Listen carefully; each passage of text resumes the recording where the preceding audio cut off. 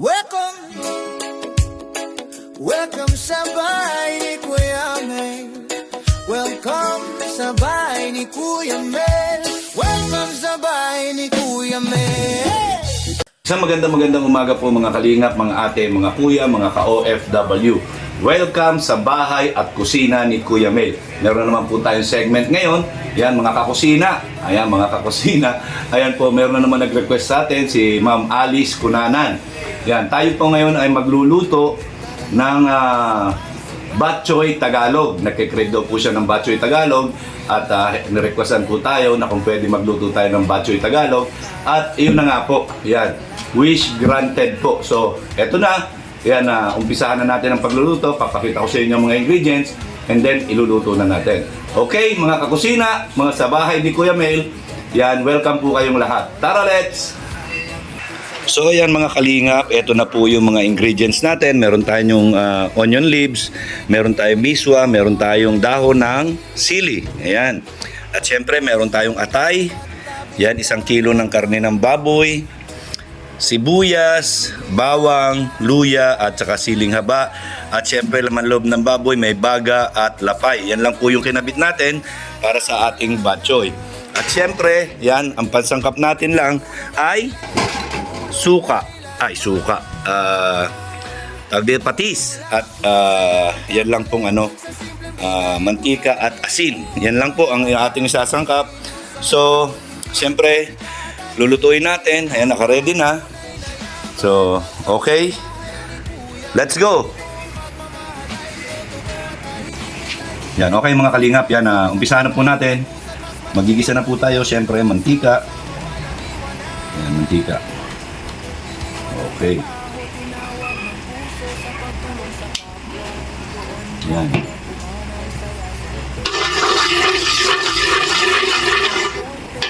Painitin muna natin. Yan, para malaman natin kung mainit na, syempre, asin. Hindi pa po mainit. So, mabilis lang po ito mga kalingap, mga ate, mga kuya, mga ka-OFW. Shout out po kay Ma'am Alice Cunanan. May request po nito. Yan, at pagkatapos natin na imumukbang natin ito. So, okay. Kagaya ng nakaugalian, nakasanayan, ang inuuna natin ay bawang. Yan, bawang. Yan po. Hintayin natin mag-golden brown. Pag medyo golden brown na po, ayan. So, pwede na natin ilagay yung sibuyas na sandamakmak. Ayan, para masarap. Mas maraming sibuyas, mas masarap. Tandaan po natin yan. Ayan. Okay.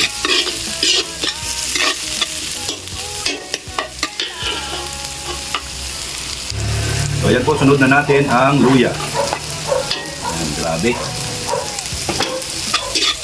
Amoy pa lang po ay sarap na, oh. Grabe. Yan, ito po ay may sabaw. May sabaw ito. Yan, pwede niyo po itong gayahin. Yan, at iluto sa inyong bahay. Yan, habang ginigisa natin ng sibuyas, bawang, luya. Yan, kaya po may luya para hindi malangsa. Dahil meron tayong laman loob ng baboy. And then, ang isusunod po natin ay itong baboy na natin.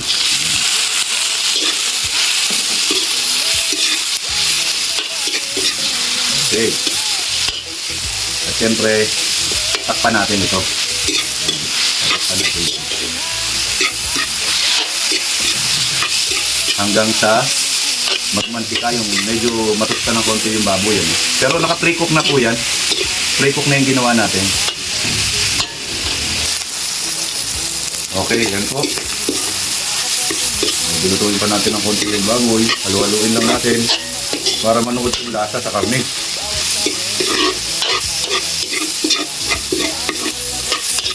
Yan. Sa mga gustong gawin nito, yan. Panoorin niyo lang po itong video, detalye naman po dito kung paano natin siya ginawa. Hintayin pa natin kumulo.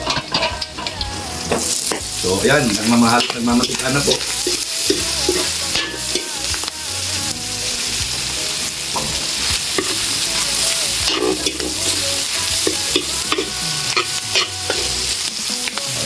po siya. Yan. So, kulang pa po. No? Kulang pa. Konti pa po. Yan, at least mga 3 minutes pa para magmantika pa yung baboy.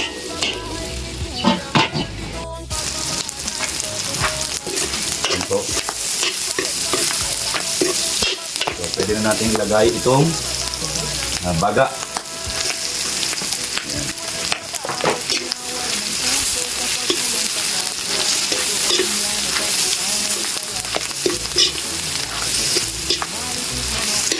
Yan na po. Yan. So, itsura pa lang, masarap na po. Yan. Higay ko na to. Yan, dalagay na rin po natin. Hindi, mamaya na. Higay muna natin itong baga.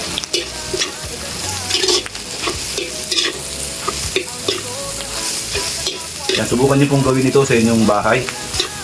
Yan. May sabaw po ito, so makakahigop ng sabaw. So, yan. So, ayan po, timplahan natin ng paminta. Ayan. Uy, yummy. Yummy. At syempre, timplahan na rin natin ng asin. Asin. Ayan. Dalawang pinch ng asin. Then, after nun, ayan, mekos-mekos. Ano po?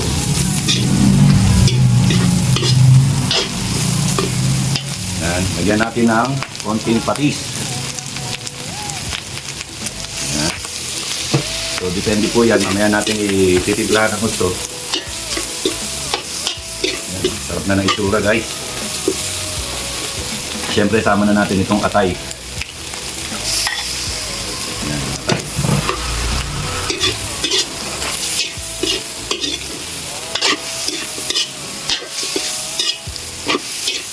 Makita nyo na po yung itsura. Yan na po.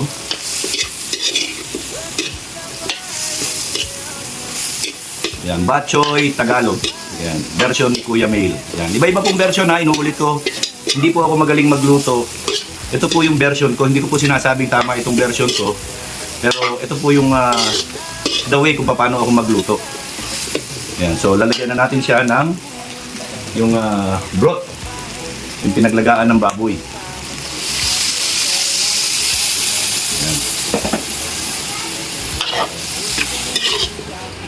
Grabe. Parang masarap na ito. Pero kulang siya, kaya dadagdagan natin ng tubig. Ayan. Kailangan, ano siya, yan na, mas ano yung tubig, yan.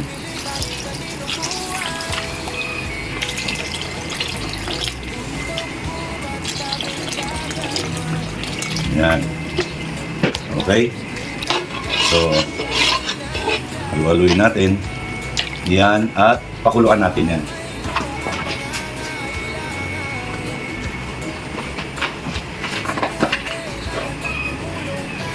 Yan, papakuluan natin. Siguro sa susunod, kailangan magawa ako ng isang mesang mahaba. Yan, para yan, nandito lahat. Yan, ilagay na po natin yung dugo. Yan, ilalagay ko na po yung dugo. Yan, ay grabe. Kailangan halu-haluin natin. Yan. Yan. Para siyang para po siyang dinuguan na maraming sabaw. So, pero dadagdagan po natin ng patis. Kasi medyo matabang na yan. So, yan. Lagay mo na yung sili. Tapos, konti pang paminta. Yan. Yan. Dagdagan natin ng paminta. Halo-halo. Yan. Halo-halo lang po natin. Yan. Tapos, lagay na natin tong dahon ng sili. Dahon ng sili. Yan.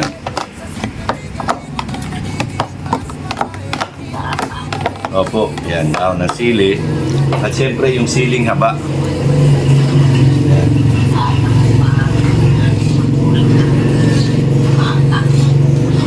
Opo.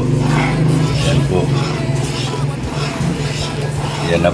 Grabe, ang sarap nito, tita. Yan, salamat po kay Ma'am Alice Cunanan. Ano po?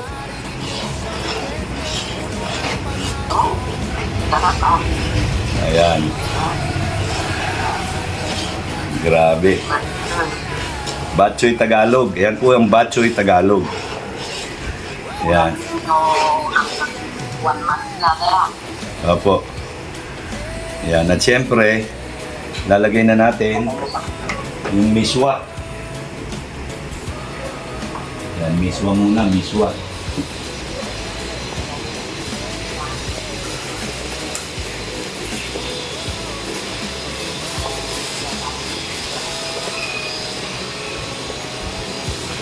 Ayan po, lalagyan natin ng miswa.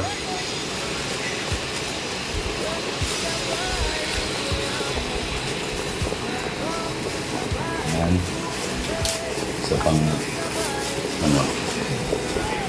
miswa.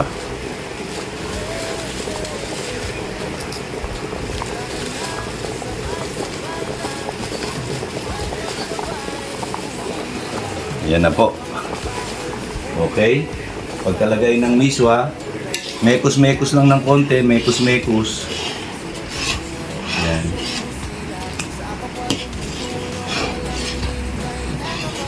Mekos-mekos. Tingnan natin kung saan kulang.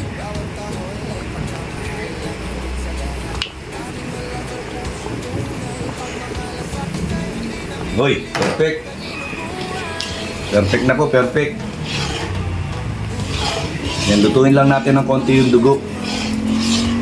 Yan, bagay madali namang maluto yung dugo.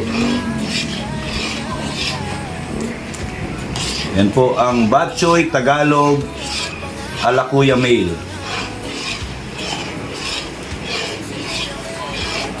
Yan, opo. Yan, sarap. Yan. Maraming salamat po kay Ma'am Alice Cunanan. Ano po? Yan, siya po yung nag-request nito na magluto tayo. Siyempre, itong dahon ng sibuyas.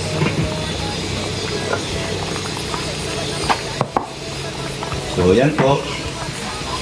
Yan, di na po. Yan. Iano lang natin ng ilang minuto. Okay.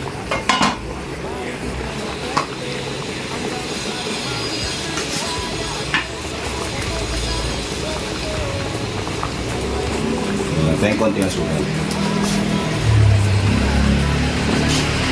Sweet.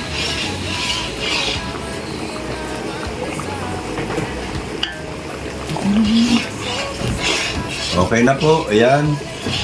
Mekos-mekos. Ayan. Grabe. Napakasarap na Batchoy Tagalog.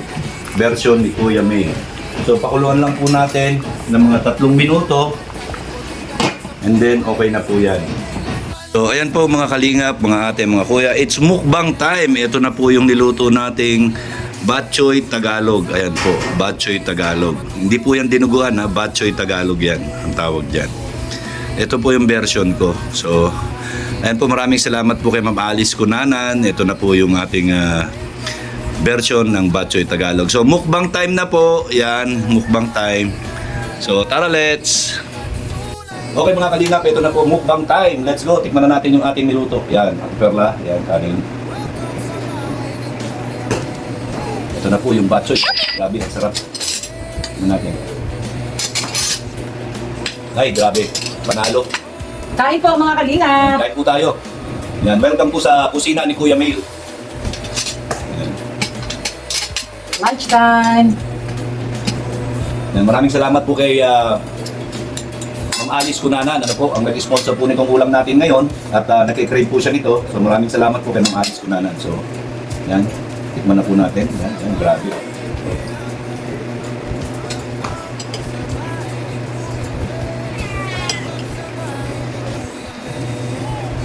Okay. Let's eat!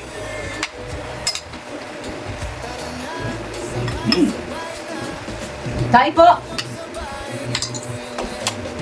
The best po, grabe.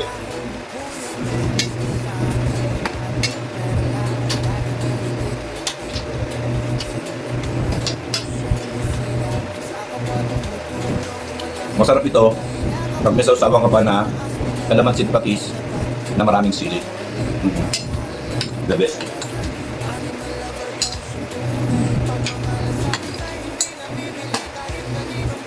Walang buto yung baboy. Ate Alice Tunanan, thank you so much po.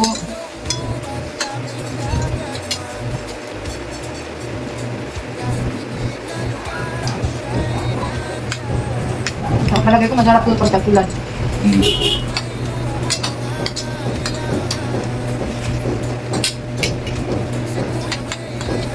Dapat ka mas marami pang sabaw. Kung pinagpantinda ka, mas maraming sabaw. Pero since na pambahay lang, ganito lang siya. Masarap po, promise.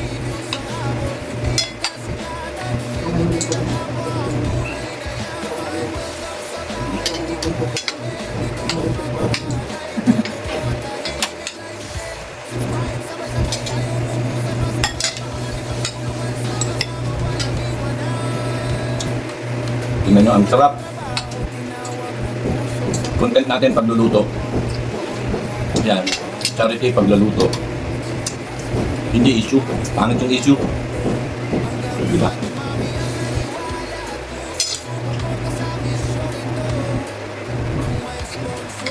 At least ito, pagkain may natututunan tayo. Sa issue wala. Puro lang pera-pera. Pinag-uusapan, mga mukhang pera.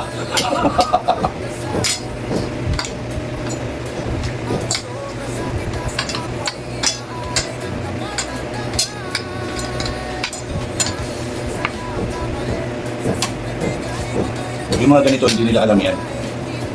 Ito lang, mga mayayaman na kasi kaya puro Jollibee kinakain. Rich kid. Mga, lalo na si Pulang Uod.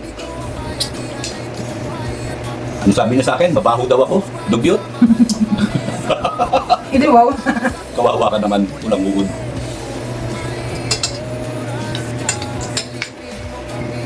Kahit hindi ako kumain sa labas, kaya akong magluto ng masarap. Mabaho ito, wow. Saka hindi ako cook. Inuulit ko yung sinasabi doon sa mga comments mo, cook daw ako, sinabi mo cook ako. Anak ka pala eh, hindi ako cook.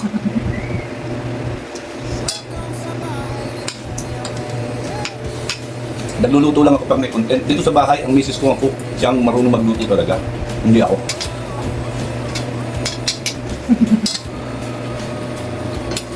Yung mga luto ko pang special occasion lang yun. Special request. Wala tayong wala tayong issue sa pera, wala tayong issue sa sponsor, wala tayong issue sa pambababoy sa mga kasamahan, di ba? Wala akong baho, di ba? Baka nakakalimutan mo, Pulang Uod. Ikaw, umaalingasaw ka. Agnas ako? Tingnan mo itsura mo kung sinong agnas sa ating dalawa. Kawawa ka naman. O ito, diba, may sponsor ako, pati sa pagkain, may sponsor ako. O, siya may gusto niyan. Gusto niya kainin to, pero sa akin pinakakain ako, pinaluluto. Siya nag-crave kami kumain. Oo, siya nag-crave kami kumakain. Eh, ikaw? Nakagnas ka daw, basan ganda. Yung nga. Hindi pala, nasan yung agnas? Baka nakakalimutan mo kung ano ka noon. Kawawa ka naman, awang-awa nga ako sa'yo. Ako naaawa sa'yo, sa totoo lang. Di ba?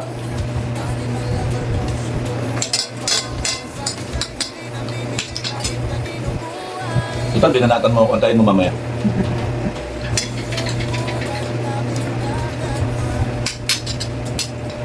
Ano to, mukbang with Isyo. Pero mamaya lang.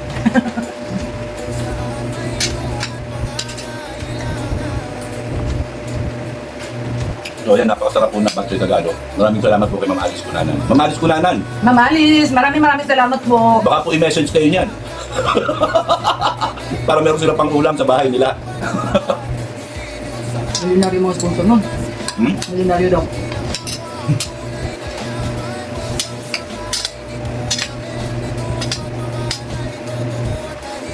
Ako may sponsor ko, mahihirap lang.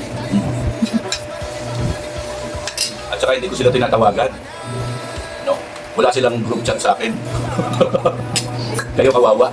Kung hindi kayo tatawag sa sponsor, wala naman siguro tutulong sa inyo.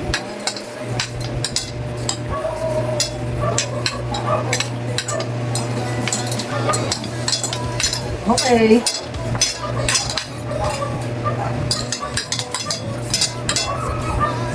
Napakasarap. Naagnak mo nga daw. Naagnak ka na. Naagnas ako. Hiyang-hiya naman ako sa'yo.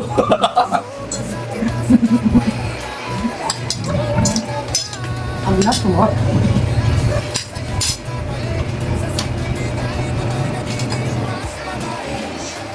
Pangimagas. Grabe, sarap. Ako yung, ano yung talin niya din? Malaki tiyan ko. May nagmamahal. Ayun naman. Mahal ako ng asawa ko, pinakakain ako. Grabe. Mabaho. Tamis guys, oh. Sarap ng ano, sarap ng mangga.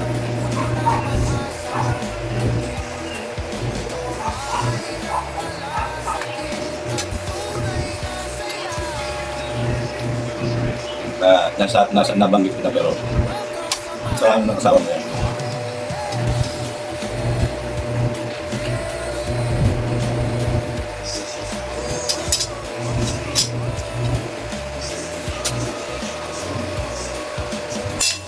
Okay. So ayun po, maraming salamat. Tapos na naman po ang lunch. Yan, maraming salamat kay Ma'am Alice Kunanan. Yan, shout out po sa inyo at sa masarap na Pat Choy. Thank you very much po and mabuhay po kayo. Yan. Tuloy-tuloy na po ang ganito nating programa sa pagluluto. Kahit papaano, meron po kayong natututunan at nagagaya sa inyong pamamahay. Meron kayong magandang lesson na natututunan sa akin. Di po ba? Maraming salamat po. God bless sa inyong lahat and I love you 3 times a day. Bye-bye po. Bye-bye.